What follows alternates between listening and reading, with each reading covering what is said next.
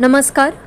स्वच्छ गाव सुंदर गाव संकल्पना राबवून गाव सुशोभीकरणासह आरोग्याची काळजी घ्या। शिंदखेडा तालुक्यातील 30 गावांसाठी कचरा गाडीचे लोकार्पण सोहळा दरम्यान पालकमंत्री जयकुमार रावल यांचे प्रतिपादन। जाणून घेऊया सविस्तर माहिती।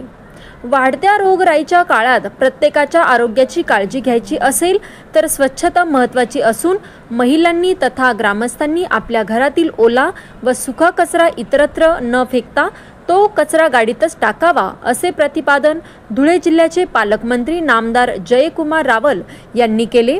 गौण खनिज निधी अंतर्गत शिंदखेडा तालुक्यातील 30 गावांसाठी कचरा संकलन गाडीचा लोकार्पण सोहळा दोंडाईचा येथे उत्साहपूर्ण वातावरणात संपन्न झाला। यावेळी शिंदखेडा तालुक्यातील सरपंच, जिल्हा परिषद सदस्य तसेच ग्रामस्थांची मोठी उपस्थिती होती। कार्यक्रम यशस्वीतेसाठी रामकृष्ण मोरे, योगेश गिरासे, सुनील गवळी, चंदूलाल बोरसे, दुवेश बोरसे, पारमल जैन, विशाल पाटील, विजय शिंदे, फिरोज शेख, निखिल चौधरी यांनी परिश्रम घेतले।